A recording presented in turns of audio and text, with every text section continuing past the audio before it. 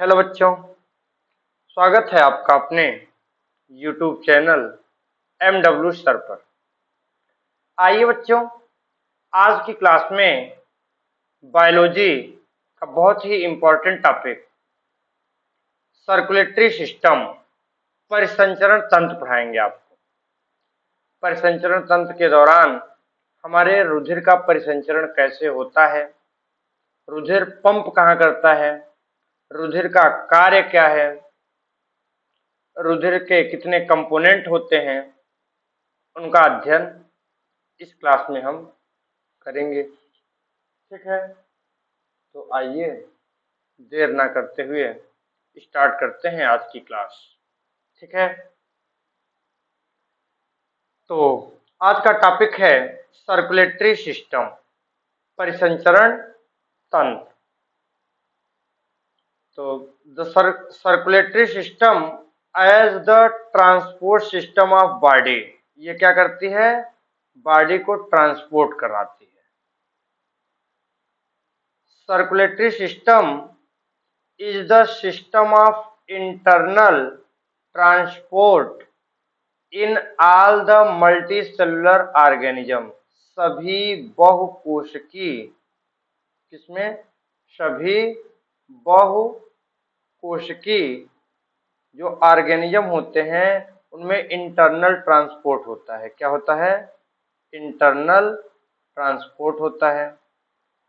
It supply nutrient and oxygen to all the cell of body and remove waste product from them. ये supply करती है nutrient minerals को, oxygen को to the cell of body, सभी कोशिकाओं तक, शरीर की सभी कोशिकाओं तक न्यूट्रिएंट को और ऑक्सीजन को क्या करती है? सप्लाई करती है। और एंड रिमूव वेस्ट प्रोडक्ट, जो हमारे अनावश्यक चीजें हैं जो हमारे शरीर में बनती हैं उन्हें क्या करता है? रिमूव करता है, शरीर से बाहर करता है। It also carries hormones from the endocrine gland to their target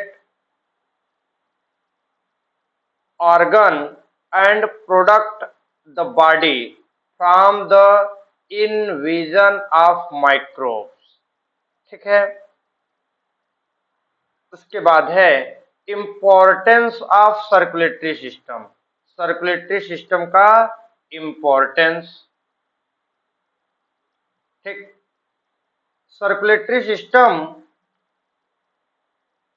is essential because of following factor, इन कारणों की वजह से ये क्या है? इसेंशियल। इसेंशियल का मतलब होता है आवश्यक है। किस लिए आवश्यक है? रिमूवल ऑफ वेस्ट प्रोडक्ट, जो निष्क्रिय चीजें हैं, जो खराब चीजें हैं, अपशिष्ट चीजें हैं, उन्हें रिमूव करती है।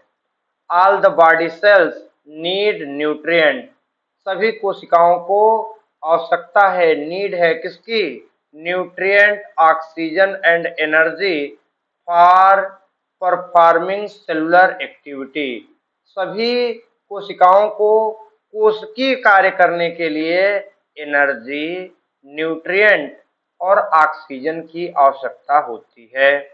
ठीक है, द मेटाबॉलिज्म, मेटाबॉलिज्म का मतलब होता है उपापचय। The metabolism of nutrient release carbon dioxide and NH3 because of them are toxic and need to remove immediately. देखिए, मेटाबॉलिज्म उपापचय के दौरान क्या होता है? न्यूट्रिएंट से रिलीज होता है कार्बन डाइऑक्साइड और अमोनिया। यह अमोनिया और कार्बन डाइऑक्साइड एक विषैली गैस है। Both of them are toxic, कैसी होती हैं? विषैली होती हैं। एंड नीड, आवश्यकता है, टू द रिमूव इमीडिएटली, इन्हें जल्द से जल्द क्या किया जाए? बाहर किया जाए। दूसरा काम है इनका distribution of food, distribution of food and oxygen, ये डिस्ट्रीब्यूशन करती हैं किसका? फूड का और ऑक्सीजन का। इन unicellular and simple multicellular aquatic organism, cell receive nutrients and oxygen by direct diffusion from the surroundings. But in higher of complex organism, substance cannot reach to every cell. They need to transport the various body cell. This result in the evolution of circulatory system. ये बात कर रहे हैं unicellular एक कोशिकी और simple जो साधारण multicellular बहुकोशिकी aquatic organism जलीय जीव हैं। सेल कोशिकाएं receive nutrients and oxygen by direct diffusion. वो जो छोटे जीव हैं, प्रिमिटिव जीव हैं, वो क्या करते हैं, न्यूट्रिएंट को डायरेक्ट डिफ्यूजन के द्वारा क्या करते हैं, डायरेक्ट डिफ्यूजन के दौरान रिसीव करते हैं फ्रॉम सराउंडिंग। कहाँ से, सराउंडिंग से, बाहरी वातावरण से। बट लेकिन इन हाइजर ऑफ कॉम्प्लेक्स ऑर्गेनिज्म, जो हाइजर हैं बड़े हैं, कॉम्प्लेक्स माने जटिल हैं, ऑर्गेनिज्म माने जीव, जो बड़े हैं जटिल जीव हैं, substance can not reach to every cell, they need to transport to various body cell. उनकी प्रत्येक कोशिकाओं तक हमको न्यूट्रिएंट को और भोजन को, ऑक्सीजन को पहुंचाने की आवश्यकता होती है। ठीक है। This result in evolution of circulatory system. ठीक, फिर बात करते हैं all such function that need transport are performed by the two circulatory fluid, the blood in lymph. Beside transport their foods have some other function। ठीक, फिर बात करते हैं this is clear from the diagram that blood in our body circulate in a close manner। देखिए ये clear cut diagram आपको दिखाया गया है जिनमें सर्कुलेशन कैसा होता है, क्लोज मैनर में होता है। क्योंकि सर्कुलेशन टू टाइप का होता है, एक क्लोज ब्लड सर्कुलेटरी सिस्टम, एक होता है ओपन, एक होता है बंद परिसंचरण तंत्र, दूसरा होता है खुला परिसंचरण तंत्र। All the time through blood vessels, such a type of blood circulation is called closed circulatory system। जिनमें रक्त कहाँ बहता है, ब्लड वेसल्स में बहता है, उनमें क्लोज सर्कुलेटरी सिस्टम होता है। जैसे हम लोगों में है, कहीं रक्त बह रहा है ना, धमनियों सिराओं के माध्यम से, हमें क्या पता चल रहा है, क्या उनके लिए विशेष कैनाल बनी हुई हैं, वहां से रक्त का आदान प्रदान हो रहा है। In certain animal such as insect, जो कीड़े मकोड़े होते हैं, the blood mostly flow through open space in the body called as open circulatory system.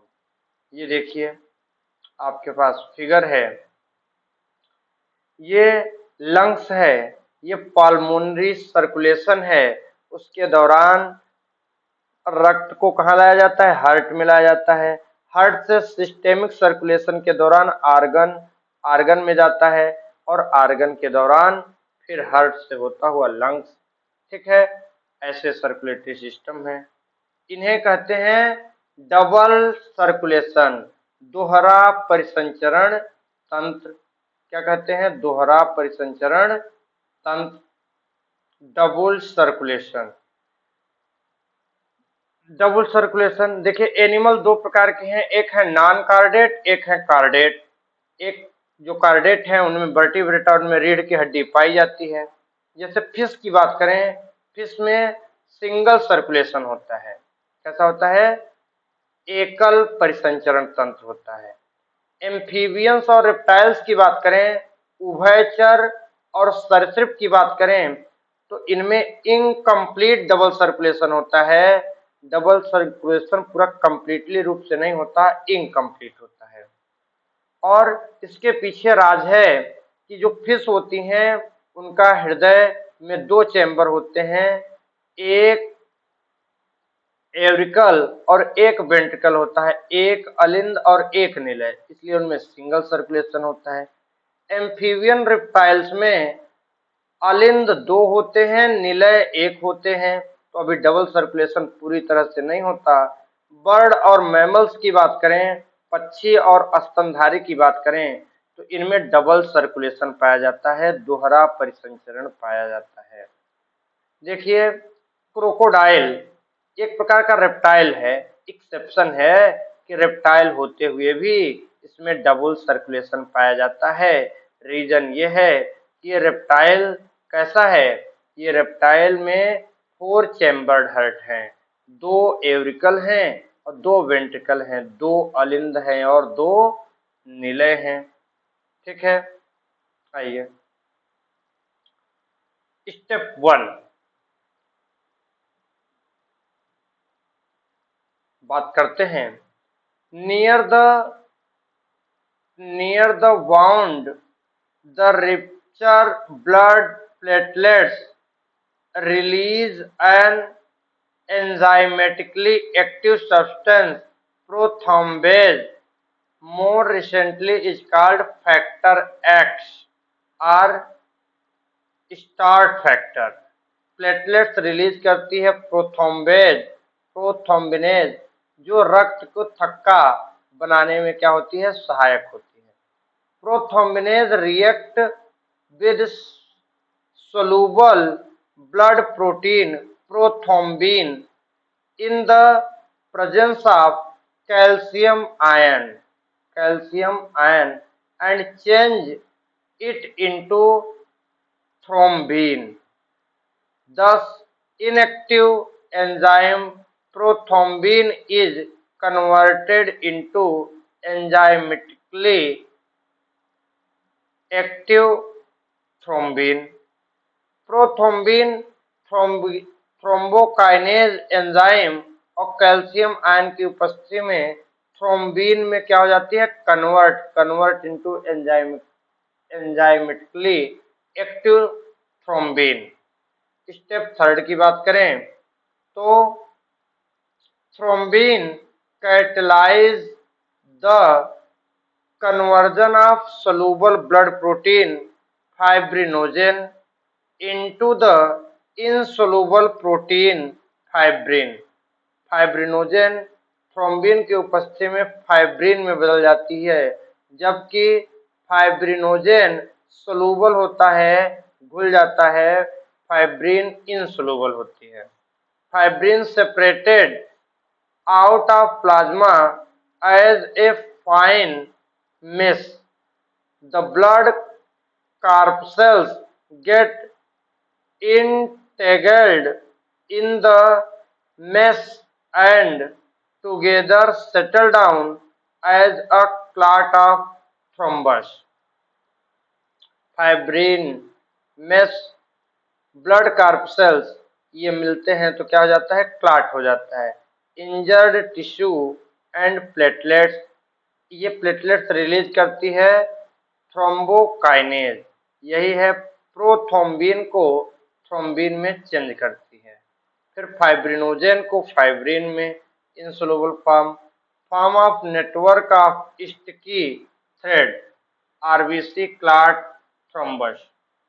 ठीक, आइए फिर बात करते हैं ह्यूमन हार्ट की। ठीक है, फिर ये है सुपीरियर एंटीरियर वेना कावा। ये देखिए क्या है, सुपीरियर एंटीरियर वेना कावा, ये है, दिख रहा है। ये है पल्मोनरी आर्टरी, क्या है, pulmonary artery to right lungs. Pulmonary veins हैं, क्या है, वेन्स हैं। आर्टरी और वेंस। ये राइट एट्रियम है ना, दाहिना अलिंद है। दाहिने अलिंद के पास ही ट्राइकस्पिड वाल्व पाया जाता है। ये राइट वेंट्रिकल है। क्या है? Right ventricle. ये दाहिना दाहिना क्या है? निलय है। ये क्या है? कॉर्डी टेंडिनी। ये जो ये ऐसे आपको दिखाई दे रही हैं, ये क्या है? कॉर्डी टेंडिनी है। ये क्या है? एओर्टा है। पल्मोनरी आर्टरी है। ये लेफ्ट एट्रियम है। क्या है? Left atrium. ये है पल्मोनरी वेन्स। क्या है? Pulmonary veins. ये देखिए लेफ्ट वाले भाग में बाइकस्पिड वाल्व पाई जाती है, जिसे मिट्रल वाल्व कहते हैं। क्या कहते हैं? Mitral valve. इसी इसी के पास में होती है सेमी लूनर वाल्व। यहाँ लेफ्ट वेंट्रिकल होता है। सेप्टम होता है। क्या है? सेप्टम। पेपिलरी मसल्स होती हैं। ये होती है इंफीरियर वेना कावा। देखिए इंफीरियर को पोस्टीरियर कहते हैं, पोस्टीरियर वेना कावा। ये सुपीरियर को एंटीरियर वेना कावा कहते हैं, ऊपर वाला, और ये नीचे वाला। फिर internal structure of human heart. देखिए ह्यूमन हार्ट कैसा होता है? इस प्रकार का होता है। Internal circulation of human heart. देखिए ये है क्या? Human heart. ये राइट कॉर्नरी आर्टरी है, राइट कॉर्नरी वेन्स है, लेफ्ट कॉर्नरी आर्टरी है, लेफ्ट कॉर्नरी वेन्स है। देखिए आर्टरी, वेन्स और ब्लड के बारे में जो और इन्फॉर्मेशन है वो नेक्स्ट लेक्चर में होगा, तो एक बार आप अपना पीडीएफ देख लीजिएगा। ये इंग्लिश में रिटन है, लेकिन आपको हिंदी में समझाया गया है। ऐसे आगे भी सर्कुलेटरी सिस्टम के और भी वीडियो आते रहेंगे। तो आज की क्लास यहीं समाप्त करते हैं। मिलते हैं कल आपसे। तब तक के लिए ओके, बाय, धन्यवाद।